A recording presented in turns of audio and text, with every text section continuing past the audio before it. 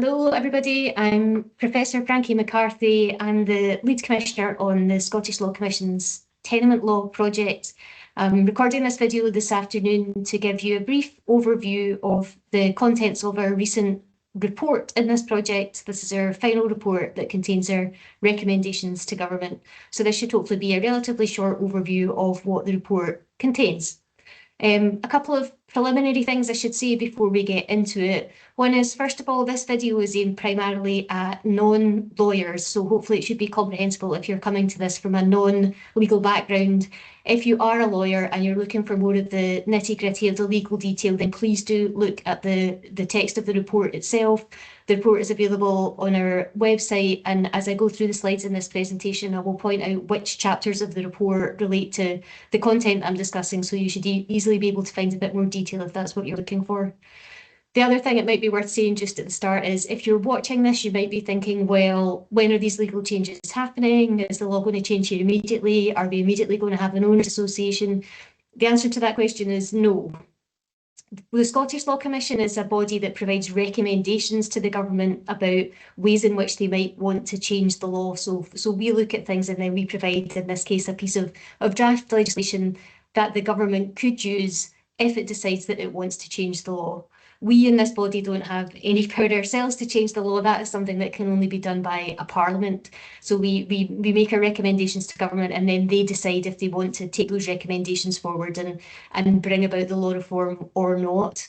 I'm recording this video in December 2025. We know that there's going to be a Scottish parliamentary election in May of 2026. I would be surprised. I think it'd be very difficult for the government to really do anything about law reform in this area before that election takes place.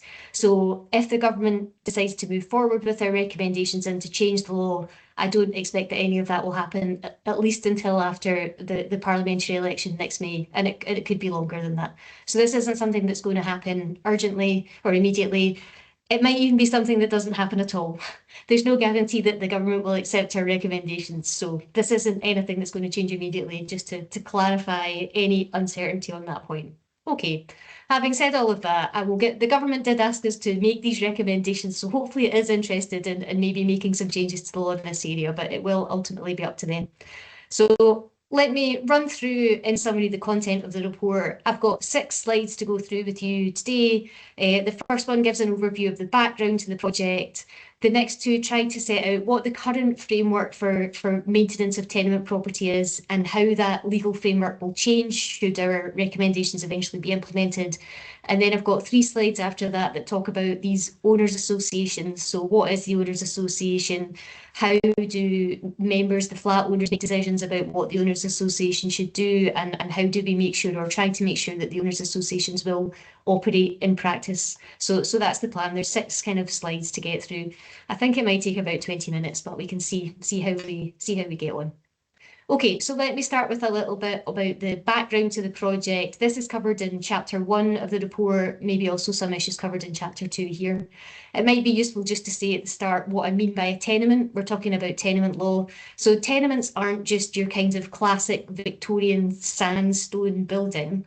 Legally speaking, in Scotland, a tenement is any building that is made up of flats. So it will be those Victorian sandstone buildings, but it will also include modern apartment buildings. It will include high-rise flats. 4-in-a-block buildings tend to be tenements, or you might even have a kind of converted villa, so something that used to be one big house that's been turned into 3 flats or something like that. All of these buildings are tenements.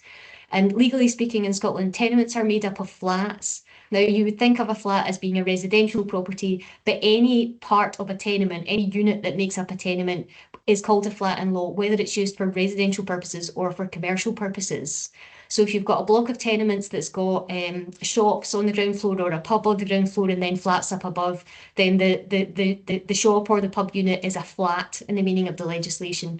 So tenements are any building with flats, and flats are both residential and commercial units. Everything with flats basically is covered. That's what a tenement is.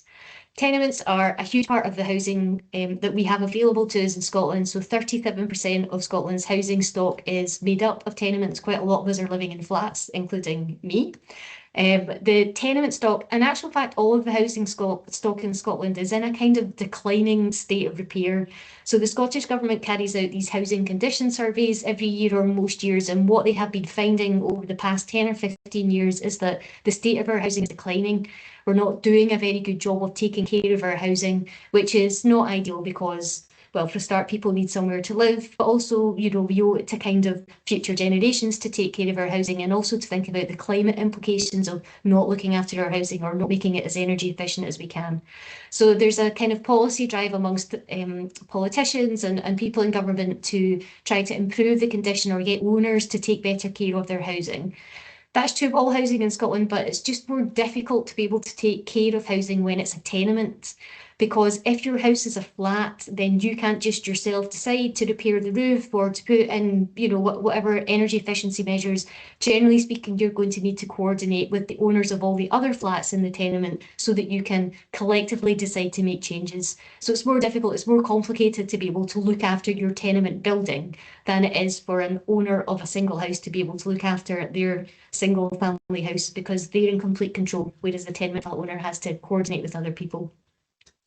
So because this problem had been identified, and because it was recognised that it was going to be more difficult to look after tenement buildings than it is to look after other types of housing, in 2018, a Scottish Parliamentary Working Group on Tenement Maintenance was convened.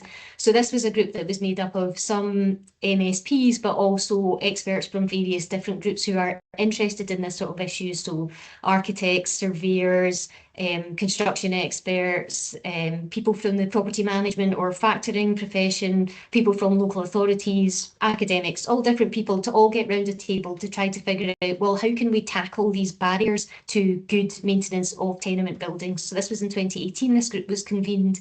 In 2019, the Parliamentary Working Group produced a report with 3 key recommendations that were all kind of interlinked, the 3 key things that the working group thought needed to change to be able to help, support, and maybe also compel people to take better care of their tenement buildings.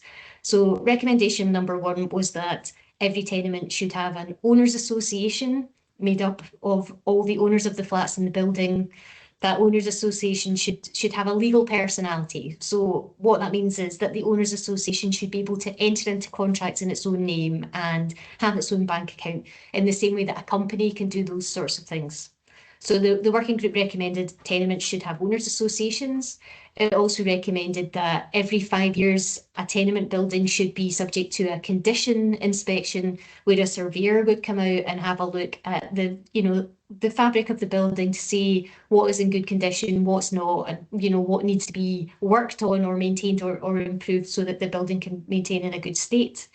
And then the final recommendation the working group made was that every tenement building should have a reserve fund, a kind of sinking fund or just a sort of savings account to save up money to be able to carry out perhaps longer term maintenance works, or at least so that there would be money there if any emergency work needed to be carried out. So the working group made these 3 recommendations in 2019. It made those recommendations to the Scottish Government, who were in office at that time. The Scottish Government accepted the recommendations, and the government said, we're going to go ahead with these things. But it was recognised that the introduction of the owners associations was legislatively quite complex. Like, it's difficult in legal terms to just create a new type of legal person and kind of introduce it into existing property law. And so that's why we were asked to look at this area. So the government said, well, we want to have owners associations. So please, the Scottish Law Commission, can you tell us what legislation needs to look like for that to happen effectively? Like, what does the legislation need to look like for us to kind of follow through on this recommendation? So that's what we were asked to do. It wasn't that we were just presented with, oh, tenements are in a bad state of repair. There was this context behind it where the working group had made its recommendations, the government had accepted the recommendations, and we were coming up with some recommendations for legislation that could make that work effectively in practice. So that's what our report is trying to do, is say, here is a bit of legislation where if you want to have owners associations, this is the way that you could do it. Okay, that's the background to the project. So as I say, more about that in chapter 1 and chapter 2 of the report.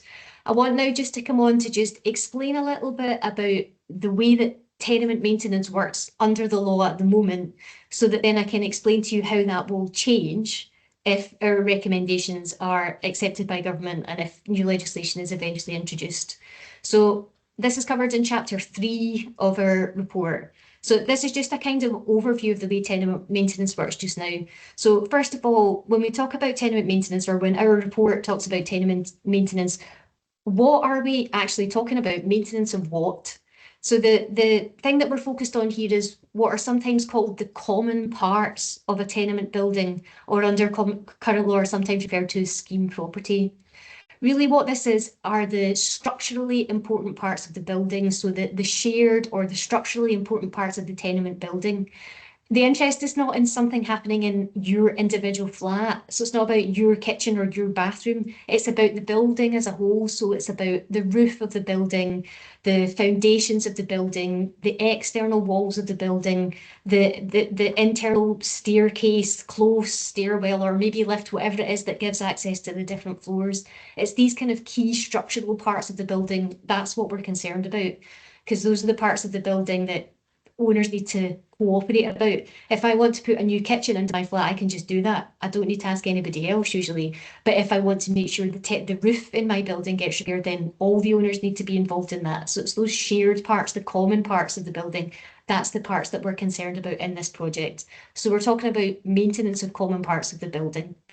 Under current law, who maintains the common parts of the building? That's the responsibility of all the flat owners. So all the flat, generally speaking, that's not universally true. Sometimes there will be cases where only one flat owner, for one reason or another, has responsibility for a specific part of the building, like the roof. But generally speaking, these structurally important parts of the building are the responsibility of all the flat owners in that tenement. So it's owners who have responsibility to make changes, and also owners who must coordinate about how to make those changes. That is one thing that causes problems at the moment, because let's say you've got 6 or 8 flat owners in a tenement and you want to do work to the roof. As with any repair, then you need to make an agreement with a roofer or whatever tradesman it is to come out and do the work. But who is it that's actually going to get into that contract, sign that contract? You're probably not actually going to sign a bit of paper, but one person is going to have to agree with the roofer the work that's being done. Generally speaking, the roofer is not going to come and speak to, or even send an email to all the owners of the flats in the building. They're just going to speak to one owner, the person who's kind of taken the lead on it. And effectively that owner is going to be the one who enters the contract with the tradesman. And then that owner has to then somehow try and get the money back for the work from everybody else. That is maybe something that puts people off carrying out work to their building, or makes it difficult for people to do work to the building. And that's one thing that is not great about the current tenement maintenance framework. Anyway, so to recap, we're talking about maintenance of the common parts. Under current law, it's owners who have to somehow work collectively in order to arrange to have that work carried out. In some tenements, there will be a factor. This is quite common in the West Coast. So if you're in Glasgow in a flat, you probably do have a factor. If you're on the East Coast in Edinburgh or somewhere, you probably don't have a factor. So there's kind of historical reasons for that. So if you do have a factor in the building, what has happened there is that the owners of all the flats in the building have entered a contract with a factor who normally will be some sort of professional kind of agent, and asked that person to act on their behalf to organise maintenance. So that factor will contract with the tradesman or whoever it is on behalf of all the owners. So maybe there will be a factor, and that can make the coordination part a little bit easier. But ultimately the factor is acting on behalf of the owners. So it's still the owners that are legally kind of on the hook for the work and for payment for the work. So maintenance of common parts is carried out at the moment by the owners. When must owners carry out this maintenance work? Basically, at the moment, owners can just do maintenance when they want to, or just not do any maintenance if they don't want to, or more likely it's not that they don't want to, it's just that it's difficult to organise, or they can't get around to it, or they don't know who the other owners are, so they don't know how to organise it, or things like that. But their flat owners are not generally under much of a compulsion to carry out any maintenance. Now, that's not universally the case. There is a duty that flat owners owe to one another within the same tenement, which is if you own a part of the tenement which provides support or shelter to other parts of the tenement, then you owe a duty to your fellow owners to maintain that part of the building. So if you own a part of the roof, or you all share ownership of the roof, you owe an obligation to one another to make sure that the roof continues to provide shelter. And if the roof springs a leak, then you owe an obligation to one another to fix it. So owners can kind of make one another carry out maintenance, at least to that extent of making sure the building continues to provide shelter, and also, you know, to support the higher up flats. Like, you can't just dig out the foundations of the building, which is sort of too obvious to say. So owners can kind of make one another do maintenance via that route. Also, the local authority in which the tenement is situated will have power to compel owners to carry out maintenance in certain circumstances. So you may have come across this. The local authority can serve a statutory notice which says you must carry out this specific maintenance work because the building is falling below acceptable standards of repair. And if the owners don't carry out the work in response to that local authority notice, the local authority can carry out the work itself and then recoup the costs from owners. So that's another way that owners can be compelled to carry out maintenance. It's quite unusual now for those powers to be exercised by local authorities unless a building is in really a pretty serious state of disrepair, you know, usually to the extent where it's starting to cause a kind of health and safety risk. There's different reasons for that, but one of them is that local authorities generally just don't have the resources to kind of police maintenance of buildings in that way at the moment. But the powers do exist legislatively, even though they might not be used all that much just at the moment. So owners have the power to maintain these common parts, but they can more or less just choose to do it or choose not to do it, except if, you know, owners force each other to do a certain amount of work. If owners do want to carry out maintenance, how can they do it? Usually the rules on how you make decisions to carry out maintenance work will be provided for in the titles to your flat. So the tenement titles will say who's got responsibility for what, who has to pay for what share of repairs, and how you go about making the decisions. So, you know, do you need just as a simple majority vote enough, or do you need something more than that? Your tenement titles, your flat titles should normally say something about that. Like, flat titles are all different. So some titles will have quite a lot of detailed rules about maintenance, especially if you live in a newer flat. A more modern flat, it's quite likely that your titles will say a lot. If you live in an older flat, kind of Victorian type tenement, your titles might say much less. So if there's gaps in the titles, then legislatively there is this tenement management scheme that you can kind of fall back on. So that's a kind of default set of rules that will fill in gaps in your titles. Or if your titles were completely silent, which is possible, especially in really old titles, then the tenement management scheme might be the only rules that you have to pay attention to. So that's the situation at the moment. That's the kind of current legal framework. How will that change if the recommendations that we make to government are introduced? Oh, yeah, one last thing to say about that. Under the tenement management scheme, power to carry out work to the common parts of the building is shared amongst all the owners, and the costs of all the work are shared amongst all the owners. You know, the rules in your individual tenement titles might make different provision than that. It might not all be equal, but under the tenement management scheme, basically it is usually all equal. So everybody's got a vote and everybody had to pay the same share as everybody else for work. Okay, so that's the position under current law. How will that change if the recommendations that we have made to government ever are eventually introduced? Again, this is covered in chapter 3 of the report if you want to have a look at a bit more detail. So first of all, we're still talking about maintenance of the common parts. So we're still talking about these shared and structurally important parts of the building, like the roof and the foundations and the external walls and so on. It's the same parts of maintenance of the same parts of the building we're concerned with. If our recommendations are adopted, then these will be referred to in future as association property rather than scheme property. So we would call it association property because this is the property, these are the parts of the building that the owners association has control of, or that the owners association can do anything about. So maintenance of the same parts of the building, but in future they'll be called association property. Now, who will be carrying out maintenance work to the association property in future? Now, this is one big change. In future, work will be contracted for or instructed, if you like, by the owners association. So that's one key part of these owners associations, the recommendations that came from the working group. As I mentioned before, the working group thought it was important for the owners association to have its own legal personality. This gets around that problem that exists at the moment where, well, one owner has to enter the contract with the tradesperson and then just trying to get the money back from everybody else. In future, it will be the owners association in its own right that instructs that contract. And because all the owners will, in every case, be responsible for any any money that the Owners Association has to pay, any debts that the Owners Association owes, then it means that everybody, in all cases, will automatically be responsible for costs of maintenance, rather than one person having to go around to get the money from everybody else. So future work will be carried out by the Owners Association and not directly instructed by the owners themselves. That's one big change. When will maintenance of tenement or the association property have to be carried out in future? Again, this will be another change. The idea here is to move towards a more proactive approach to maintenance of the building. So rather than owners just doing it when they like, if these recommendations are introduced, owners will be kind of forced to take a more systematic approach to it. Now, how that works, the way that that is implemented in the legislation is, first of all, the Owners Association will be under a duty to approve an annual budget. That's a key duty that's on the Owners Association under the legislation that we've recommended. I'll speak a bit more later about how that can be enforced. But the Owners Association will have a duty to approve an annual budget. And the annual budget, what must be included in the annual budget is any work that is required to comply with that duty that owners owe towards one another. That I mentioned previously. So any work that is required to ensure that the association property continues to provide shelter or continues to provide support to the parts of the building.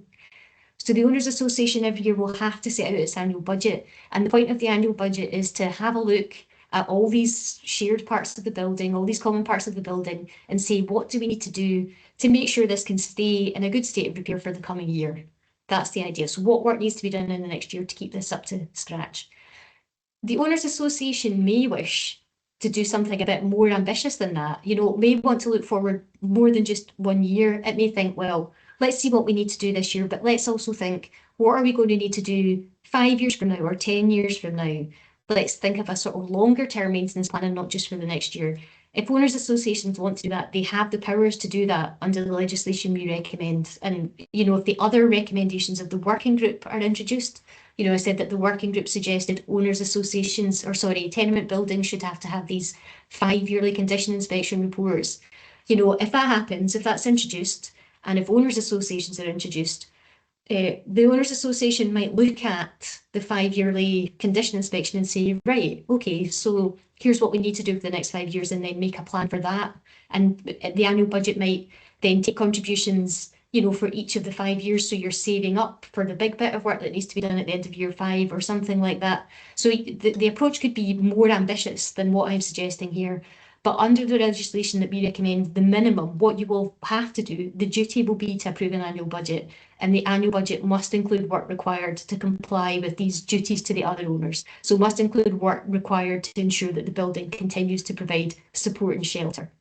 And actually, we've slightly expanded that duty, or that's the recommendation that we have made, is that duty should be slightly expanded to say the association property must continue to provide support and shelter, but it must also be maintained so that it's not causing a risk to health and safety.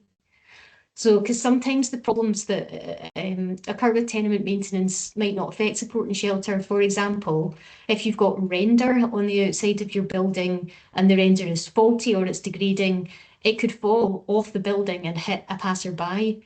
That might not immediately affect the shelter that the building is providing. You know, probably quite a lot of render would need to fall off before water would start coming into the building. But if render falls off the building and hits a passerby, then that could obviously have some pretty serious consequences. So the duty is slightly expanded to say the association property must continue to provide support and shelter, but also it must be maintained so that it's not causing a risk to health and safety. That's what we recommended should be the case in the future. So there will be more of an obligation under what we propose to carry out maintenance than there is under the current legal framework. Okay, so the Owners Association will be carrying out this maintenance, and it has to carry out enough maintenance to comply with this duty to provide support and shelter. How will that maintenance be carried out? So the Owners Association will be contracting for it. You know, that will be, the Owners Association will be instructing it, but it will be the members of the Owners Association who are the flat owners. I'll come back to that in a minute. It's the members of the Owners Association who decide what the Owners Association should do in that respect. And they will do that by following a new set of rules called the association rules. Every association will have rules which set out how you make decisions and who has liability for what costs and so on. So there will be a default set of association rules in the legislation that we recommend if that is enacted, or we've also suggested that in any individual tenement, owners should be able to make a bespoke set of rules to kind of change those rules so that they fit better within their own tenement, and you can make those changes in your tenement titles by creating new title conditions in your tenement titles in future.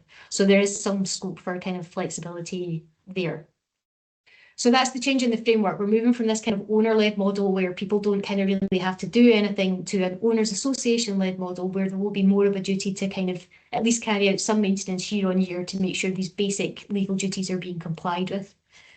Okay, so let me move on to talk a little bit more about the Owners Association. What is the Owners Association? What can it do?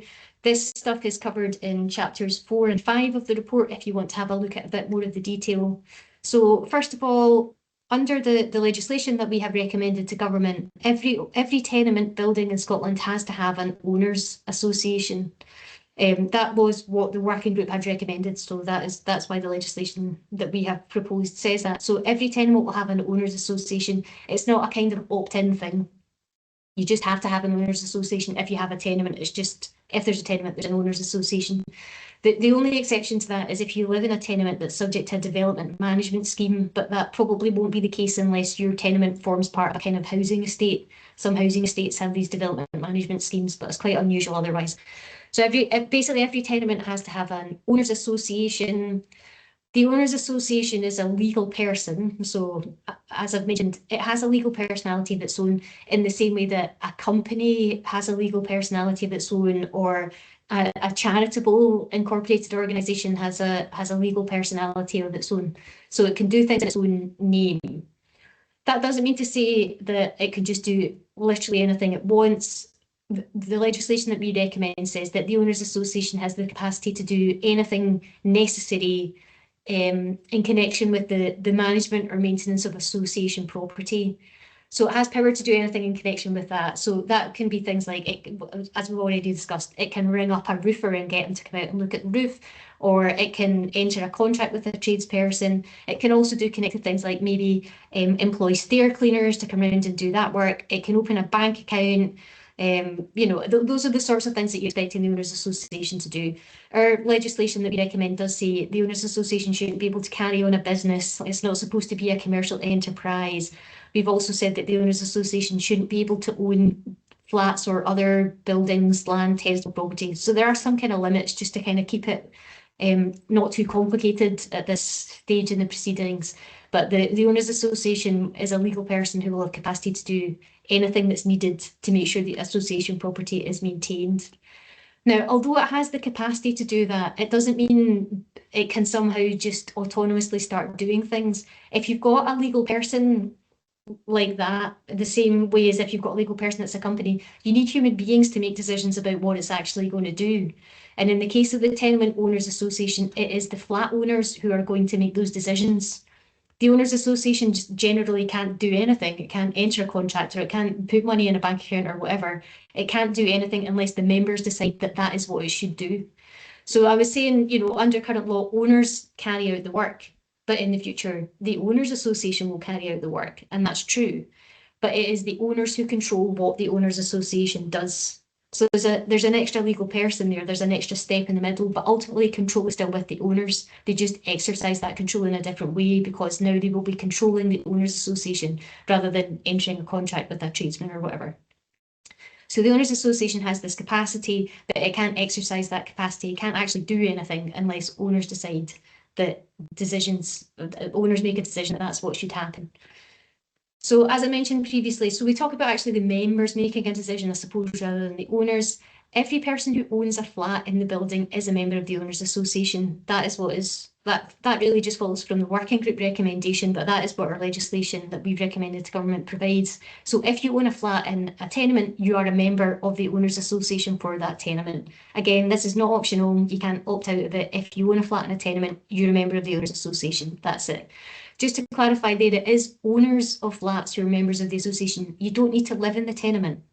So if you're a landlord or you're running an Airbnb or something, if you own a flat in the tenement, you are a member of the owners association because it is the owners who are responsible for carrying out the maintenance and paying for the maintenance. Tenants in the building are not members of the owners association because they don't have that responsibility to carry out that kind of work.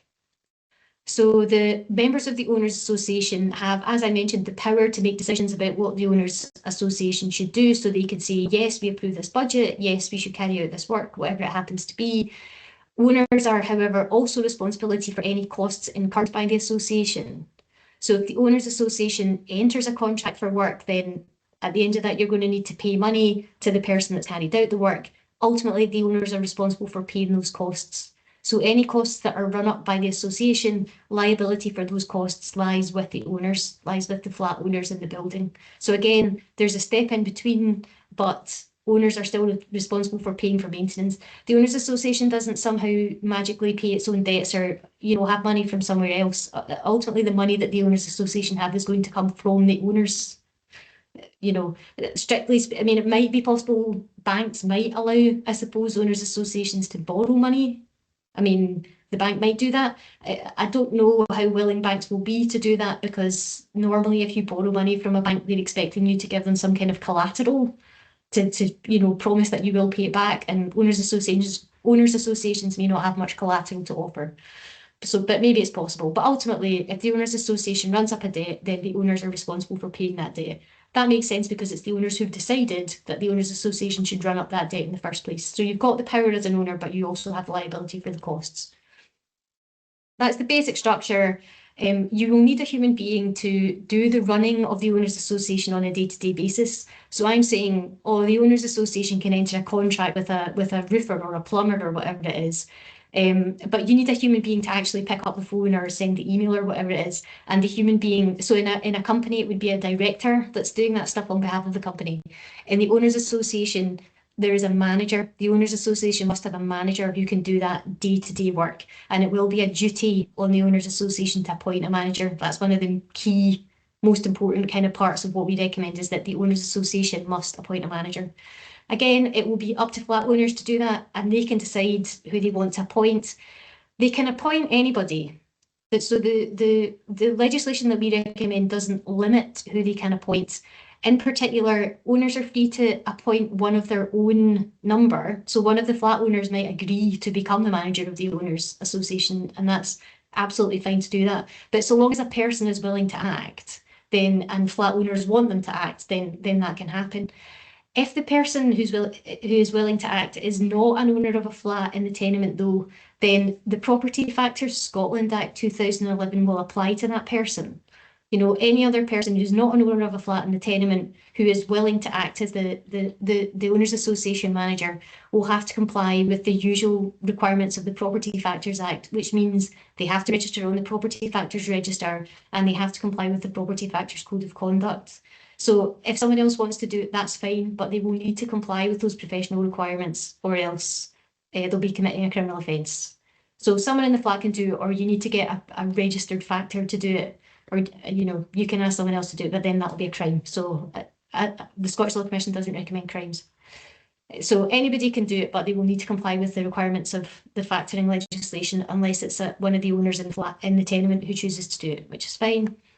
The manager will act day to day on behalf of the association. So, I said that the association has all those powers. It will be actually the manager that's kind of carrying that out for the association on a day-to-day basis. And the manager, under the legislation we recommend, will also have obligations to do certain things, even where there hasn't been an association decision. So I said before that generally speaking, owners must make a decision before the association can do anything, and that is true. But there are certain things that the manager has to do even without an association decision, and that's just to make sure that the association can keep working, even if the owners are just completely disengaged from it all. So, for example, the manager must prepare the annual budget even without an association decision saying, well, we've decided that the manager should prepare an annual budget. That's something that the manager, once they are appointed, has to do. So there's certain things that the manager can do on behalf of the association, even without an association decision to that effect. The manager cannot instruct maintenance work or commit the owners association to any maintenance work without an association decision. There's no power that way. The things that the manager can do without an association decision are all administrative.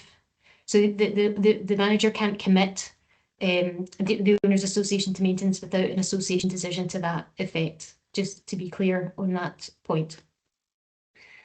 So that's the owners association. So there's the association, the members will be the flat owners, and there will be a manager. As I mentioned earlier, there need to also be rules governing how the association operates. This is covered in the report in chapters 8 to 10. Now, the association must have these rules. They might be the default rules that we provide in the legislation, or owners, as I said previously, might want to agree their own rules within the titles to their flats in the tenement. But the association must have rules covering the following things. So the rules must say, how are votes allocated amongst all the flats in the tenement? Like, does every flat get one vote about what the owners association should be doing? Or is it going to be more complex than that? You might make it more complex than that if you've got a tenement where some flats are very big and some flats are very small, or something like that. But probably one vote per flat will be the norm, and that is what we suggest in the default set of rules. The rules must also cover the voting threshold for different types of association activities. So normally you might say, well, a simple majority of votes should be enough to be able to have maintenance carried out, but maybe there's certain things where you think the voting threshold should have to be higher, and that should be set out in the association rules. The rules must include procedural information about how decisions are to be taken. So do you have to have a meeting to discuss it? Can you take a decision by way of email? Can it be done in a WhatsApp group? You know, so there should be rules about how you go about, procedurally speaking, making the decisions. And if you're going to say decisions can be made at meetings, how do you call a meeting? If you're going to say you can do it informally, then is that only by email? Can it be any form of digital communication? Like, these are the sorts of issues that should be covered there. The association rules will also need to set out the division of liability for association costs. So as I mentioned previously, owners are on the hook. Owners must pay for any costs that the association runs up. But is it a case that everybody just pays an equal share of all those costs, or is it going to be something a bit more complicated than that? Again, what you tend to find in tenement titles at the moment is where flats are much bigger, then they tend to have a higher share of liability for the cost of maintenance than smaller flats. If all the flats in the building are the same size, then normally everybody just pays an equal share. So again, it will depend kind of what your tenement's like, but there needs to be some provision in the association rules for how liability for the association costs is to be divided. The association rules will need to also set out what the annual budget content is. So I mentioned that the budget must at least cover work that is required to comply with this, duty to provide support and shelter, or to maintain so as to avoid harm to health and safety. But the budget might cover, much bigger things than that, as I mentioned. So the association rules can have some provision on that, what is supposed to be in the annual budget each year. The association rules will also set out how the service charge is to be paid. So that's something else that came from the working group. The idea of more, if we're trying to foster a more proactive approach to maintenance, then having an annual budget is a way of doing that, because it allows for a bit of forward thinking. But it should also be made easier for costs to be collected for the work rather than always happening on an ad hoc basis. So at the moment, if a bit of work needs done, then as I mentioned, normally one owner or maybe the factor will be responsible for getting that contract agreed with the tradesperson, and then money needs to be kind of taken in from everybody. Everyone needs to pay in their share so that then the tradesperson can eventually be paid. Under the legislation that we recommend, instead you'll have the annual budget, which will set out all the work that's to be done over the coming year, or that is anticipated will be carried out over the coming year. And then based on that, each owner will be paying a service charge. A service charge will be calculated for each owner that is the cost, their share of the cost of all that work over the coming year.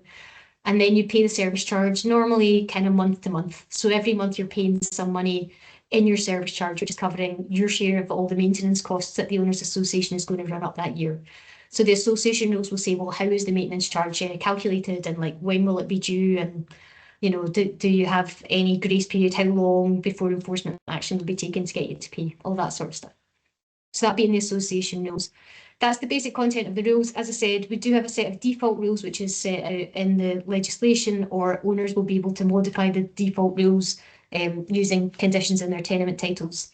So if you're interested in that stuff, if you're a lawyer, then chapter 8 of the report is the one where we get into how you would modify the association rules using real burdens in the tenement titles. So that's maybe worth sort of having a look at if you are a lawyer, or if you're not, but lawyers can be more interested in it. Then finally, I mentioned previously that there needs to be some provision to force people or to force owners associations to function.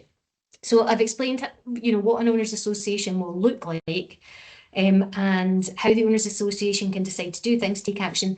But what if just nobody does anything? So you could government could decide to introduce this legislation, and then every tenement in Scotland's got an owners association, and every flat owner in Scotland is a member of an owners association, but then just nobody does anything. Then it would just be a massive waste of time. So we had to introduce some duties in the legislation in order to force owners associations to function in as much as that's possible. It's not super straightforward to do this because this isn't like, normally in law, if you're trying to force someone to do something, then you say, if you don't do it, it's a criminal offence and the police come round. But nobody is suggesting the police are going to come round and shut your door for not going to a meeting with your other owners. That would be mad. So we've had to find other ways of trying to make sure that owners associations will function. So the way that we've done that is in the legislation that we've recommended to government, there are 4 key duties on the owners association. These are set out in chapters 6 and 7 of our report if you want a bit more detail. So first of all, the most important duty on the owners association is that it has to appoint a manager. Having a manager is really the key to making the owners associations work.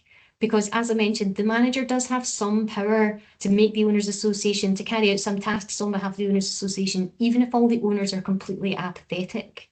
So there needs to be a manager. The owners association has to appoint a manager. And as I mentioned, that could be a member of one of the flat owners, or it could be a professional. If the owners association doesn't have a manager, so if you've got one individual tenement and in that tenement the owners have just done nothing, nobody cares, or else they've just got too many other things going on, then it is possible for, under our recommendations, the first tier tribunal for Scotland to be able to appoint a manager to the owners association. So if owners don't get their act together to choose somebody and appoint somebody themselves, then the tribunal can do that for them. And anybody who's interested in the tenement can ask the tribunal to make an order like that. So if the owners in the building don't really care, but the tenants in the building are like, let's get this owners association working, the tenants can ask, or any individual tenant can ask the tribunal to appoint a manager to the owners association. Or if there's just one owner in the building who's concerned, they could ask but they can't get everybody else together to get a vote, a majority vote to appoint a manager. That one owner can ask the tribunal to do it. But any other person could do it. Maybe someone in a neighbouring tenement wants it done because they're trying to coordinate maintenance amongst a few different tenements. Maybe if you live in a historic tenement, then there might be some sort of heritage institution that wants to force owners to take care of their building. They could ask the tribunal to appoint a manager. The local authority could do it. So there's power there for the tribunal to appoint a manager to an owners association if they don't do it, if the flat owners don't get it together to do it themselves.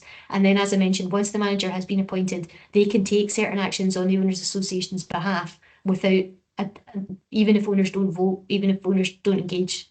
So that's kind of like one critical thing that can hopefully help owners associations to function, even if the owners of the flats in the building are not really kind of engaging with it. And hopefully it's also an encouragement to flat owners to get their act together so that you don't end up having someone imposed on you by the tribunal rather than it being someone that you've chosen yourselves.